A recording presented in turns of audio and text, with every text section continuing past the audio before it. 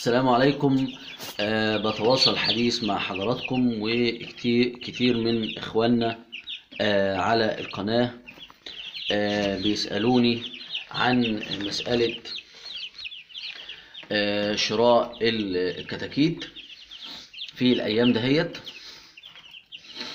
النهاردة 20 طوبة 28 1/2019.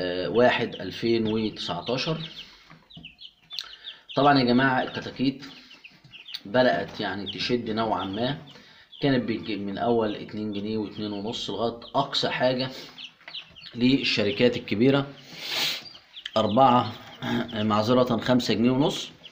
لما اللحم ارتفع وصل ل26 جنيه في البورصة. طبعا كتير من الناس يقولوا ما فيش الكلام دوت. هو في يا جماعة ارتفاع في أسعار البورصة، ولكن المشكلة في التجار بيشتروها بثمن بخس يعني. أما البورصة بتبقى لما كانوا بيشيلوا ب21 وب22 كانت ب24 وب25. الأيام ده هي بيشيلوها ب23 وهي ب26، فالله المستعان يعني. هنرجع لموضوع الكتاكيت. نشتري كتاكيت الأيام دهيت ولا الجو وحش ولا تساؤلات كتيرة. والله احنا بنقول النهاردة 20 طوبة، فاضل 10 أيام وطوبة تنتهي. لا شك إن الجو برضو حتى بعد طوبة جو مش مستقر، وجو بيكون فيه يعني سقعة، فيه هواء، فيه شتاء برضو. ولكن يعني بنصح في الوقت دهوت المربي اللي بيعرف يدفي كويس، اللي بيربي كتاكيت كويس، او المربيه الشاطره اللي بتعرف تربي وتخلي الفرشه جافه زي ما انتم شايفين كده. الكتاكيت دي جايه النهارده والفرشه جافه، العلف نظيف زي ما انتم شايفين، السقايه نظيفه مدفيه بلمبه كويسه، لمبه 200 اهيت. طبعا الكتاكيت يعني كمشانه هنا فوق بعضها عشان خايفه وانا بعمل الفيديو، بس الباقي اهوت متفرد عادي. بقول لي يعني يفيد نفسه بالاسعار دهيت، الاسعار المتدنيه دهيت. لان يعني الواحد متوقع ان شاء الله على دخول رمضان الكتاكيت هتشد، بسبب ان الكتاكيت في الشركات اصلا قليله، ولكن مساله انخفاض سعرها هو بسبب الجو الوحش والسقعه ومشاكل التدفئه والامراض. ولكن اللي هيقدر يتغلب على هذه المشاكل لا يدخل، يستفيد بالاسعار، ويستفيد ان شاء الله بارتفاع اسعار اللحم، سواء كان اللي بيربي دهوت للاكل او للبيع كمشروع.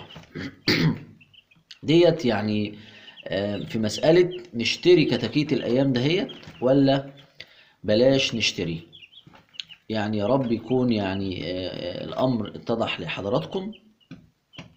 الكتاكيت اللي قدام دهيت يعني أنا جبتها لوالدتي هيت، وما شاء الله يعني إيه الكتاكيت قدام كويسة الحمد لله. يعني حطوها في صندوق اهيت. والمكان طبعا الناس لابد ان هي مش عشان طبعا تدافي في الجو الساعة دهوت، لا احنا بنتفاعل زي ما يعني بنتعلم مع بعض ازاي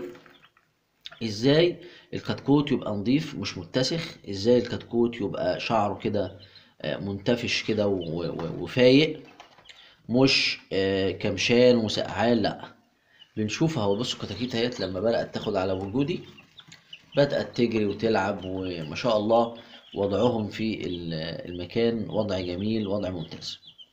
فاللي هيتغلب على الامور دهيت في الجو دهوت وفي الشتاء ان شاء الله يكسب، وكمان يحقق اوزان كويسة من الجو دهوت او في الجو دهوت. فاللي ان شاء الله يتأكد من نفسه ان هو بيحافظ وبيربي كويس وهيعرف يهتم بالحاجة ويحافظ عليها، يتوكل على الله يشتري. شكرا لحضراتكم، وان شاء الله يعني اتواصل مع حضراتكم.